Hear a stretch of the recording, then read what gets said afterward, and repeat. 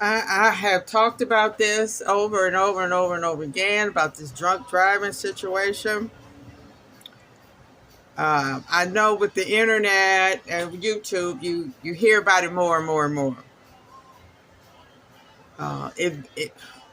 One is too many, and like I've always said, these laws against drunk driving is too lax. And I know nobody's hearing me because I'm not no lawyer, I'm not no judge, I'm not in legislation or nothing like that. But these laws need to change. Because I said once before that the reason why these drunk driving laws are so lax is because it's basically white people that's doing it. And they don't want to send their white family, friends to jail for a long time. But I do say the charges should be harsher than murder. If you get caught drinking and driving, it is 10 years automatic. If you get caught and you have found to be drunk and driving, you need to be shot straight to prison for 10 years. Because it don't make no sense. You don't have to drive drunk. I know a lot of us out here have drive drunk. A lot of us do. But I don't care who you is, including myself. If I'm stupid enough to go out there and get drunk and drive, I need to go straight to prison for 10 years. 10 years. No good time. No getting out to get your papers in order. None of that. Now, I say that because, we have heard a lot about this, especially over this holiday. Now, listen to this. Early 40s, along with 59-year-old Lucille Pickney and her 38-year-old son, Herman. Eyewitness News reporter Lauren Glassberg is live on the Lower East Side for the very latest on exactly what happened in the investigation. Lauren.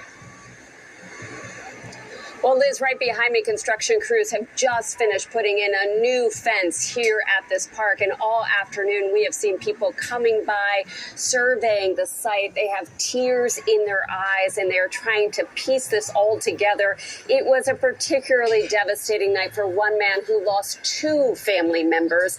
And a night that was really supposed to be a celebration of freedom will now be a night remembered celebrating with tragedy. This holiday. I told my mom not to, just to stay in. But instead, Diamond Pinkney's mother, Lucille, and his brother, Herman, headed to a holiday barbecue just down the block at Corlears Park. A decision that had fatal consequences for them when this truck plowed right into them. They used airbags, floor jacks, and cribbing in order to lift the vehicle off of the victims. Police say the driver, Daniel Hayden of South Brunswick, was drunk. The 44-year-old is now under arrest. Video shows his 47 years old truck drunk speeding along Water Street just before 9 last night.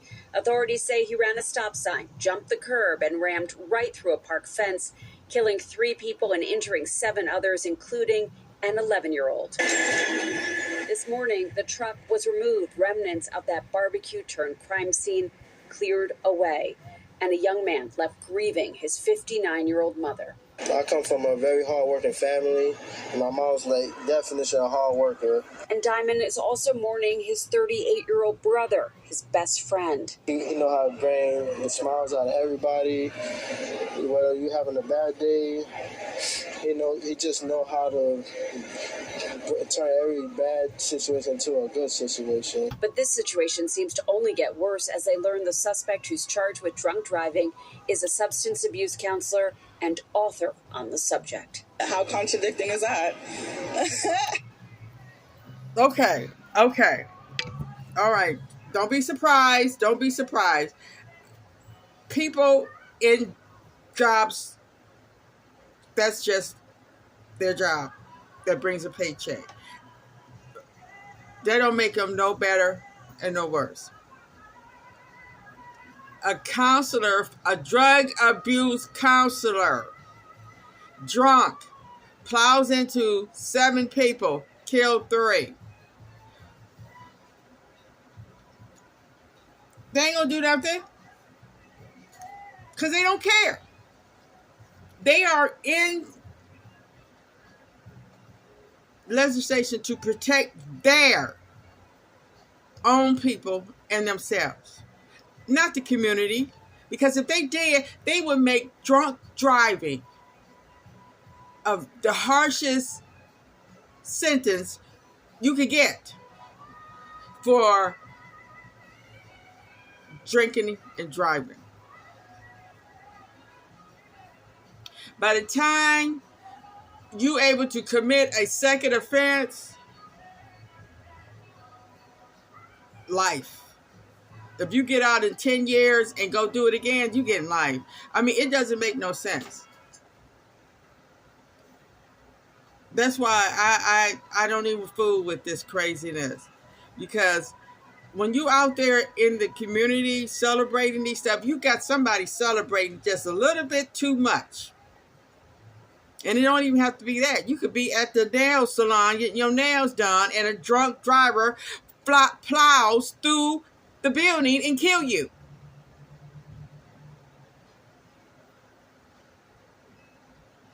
So drinking and driving has been a problem since cars been on the road. But you know what? They don't care. All right, that's enough. Where's Mad? What is Mad doing? You know what they do? They give you a fine. They take your license. They make you go through these classes, and you have to go to these MAD meetings. I had to go to one with my boyfriend. And it was a sad situation. But do you think it works? No, because my boyfriend still kept drinking and driving. We listened to the saddest stories of their family members, daughters, parents getting killed by a drunk driver. Do it change anybody? No. We need harsher laws about drinking and driving. And it should be a mandatory every year evaluation. These legislators we have now, they only working for themselves and their friends and family. That's it. That's the bottom line.